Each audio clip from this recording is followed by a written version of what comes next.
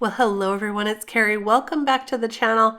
Today I'm excited to share a couple of brand new products that will be coming to the Miss Ink Stamps shop on Saturday, September 27th. So these are not yet released. This is a little sneak peek at a couple of things which I think are so much fun. This layering stencil is probably going to be a new favorite because imagine all the different colors you can use and the different paste and glitter and all kinds of things you can use on each layer. The little stamp set that I showed you also has a coordinating die set that's available. Today I'm going to make a card with these two products that are going to be brand new, and we're going to create something a little bit fun and a little bit different than I expected. This card turned out very different, but it still is quite fun and cute. And you never know when you're getting into card making, right? Sometimes these cards take on a little life of their own. I'm going to be using this little stencil holder placement tool that Miss Ink Stamps has. I'm just going to tape it down to my surface here. And that way I can line up these stencils perfectly each time that I have a new layer to add. For this first layer, I'm going to use a shade of green. This is Mowed Lawn, and I've sped this up a little bit, as you can tell, so that we can go through these layers pretty quickly.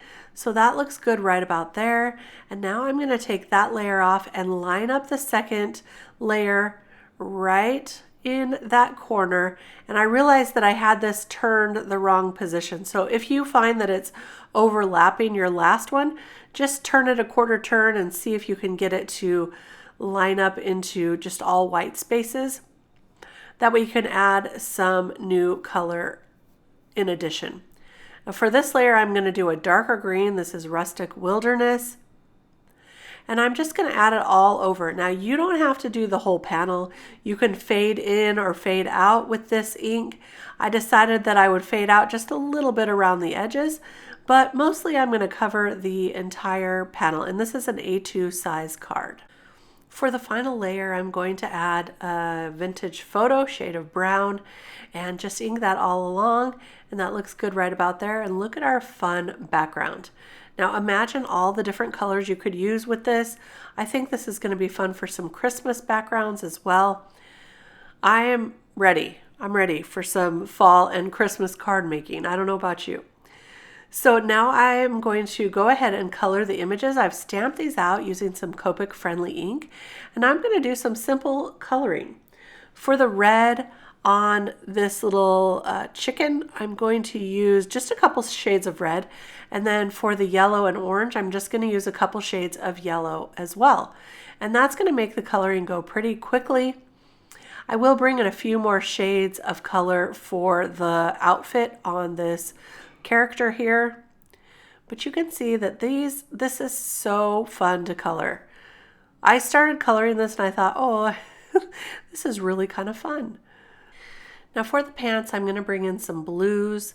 These are some of my favorite shades of blue for like jeans or that kind of thing. So I am bringing in more colors now than just the yellow and the reds.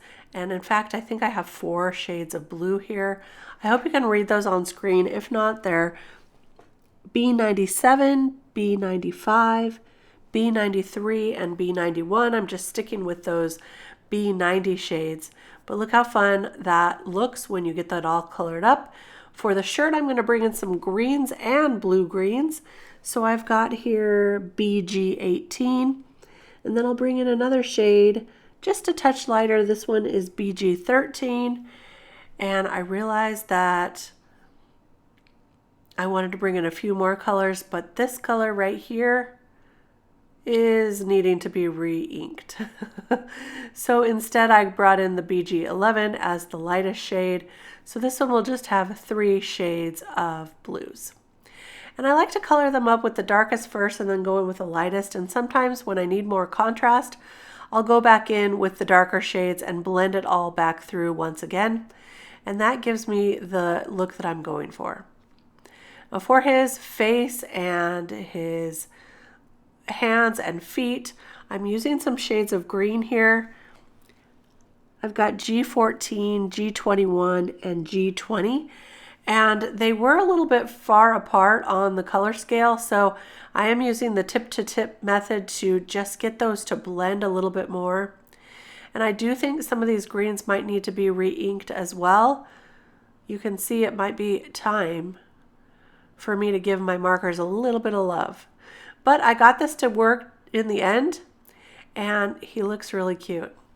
Now for his hair, I'm going in with some darker greens, and these are the yellow greens. We've got YG 99, 97, and 95, I believe. And I'll just go through with each of those colors and give him some dark green hair. He's looking cute already. So I'm going to kind of jump through this one here, and then we'll color up the chicken. And for the chicken, I really wanted it to be white, but we're using some shades of warm grays just to give him a little bit of shadowing and make his white even pop even further. So I'm using W3 as the darkest shadow, then blending that out with the W1, and then going in with W0 for the lightest shade. So see how this chicken is already looking even more three-dimensional when we add those shadows? It's subtle, but it looks really cool. So there you go. So now I'm just finishing with the popcorn. I colored most of that off screen, and I'm just adding a little bit of grays to the white stripes there. And now I'm going to take the coordinating dies. Here you go. Here's a closer look at those images. I'm going to take the coordinating dies and tape them on, and then I'll run these through my die cut machine and cut them right out. Now you're going to see one thing I really do like about having coordinating dies is it's a lot faster, one, but two, if you need to create a shadow for a dimensional look, you can use those same dies. Now I'm using this frame right here for the outline because I couldn't resist the little boxes around that frame. It was like so perfect, like it was made for each other with that stencil. And so that's why this started taking a different turn than what I had planned in the original card design. Now there are a couple different sentiments in this stamp set, and I really did want to use the one with the popcorn, but it didn't fit as well as the just chicken in. And so I thought, oh, I'll use that. Now here is where I'm showing you the foam I cut out with that same coordinating die so that I could pop up our character and also offset that just a touch to give him a shadow. And so having that die really helps when you're trying to do something like that. So I'm going to add on this frame now, and then we'll start adding our elements. I'm going to glue on this little character with foam and using some liquid adhesive. So we'll put him right there in the center. The sentiment's just going to go right underneath him, so we'll glue that down. And then I'm going to add the little popcorn and the tiny little pieces of popcorn as confetti around this card. So we'll add that right there, just like that. And I really wanted the popcorn to pop up off of the page. So I was going to use a trick that my friend taught me, and that is to use some hot glue, but these are even too small to do hot glue and not make a mess with all those strings. So I'm using mini glue dots, and I am kind of folding them in onto each other to make them more dimensional and more like a pop dot. And this way they fit behind those little pieces of popcorn, but also make them stand up off the card just a little bit more. So win-win. I loved it. And that's going to finish off that card. I added it to a card base, but look, you can see that those little pieces of popcorn are a little bit dimensional here, and that character on the little chicken is popping right off the card using that foam. So really fun, and I do love that stencil. I hope you enjoyed this little sneak peek. Now stick around because we'll have more sneak peeks throughout the week until the new release on Saturday. I'll be back with lots more to share. We'll see you then. Bye-bye.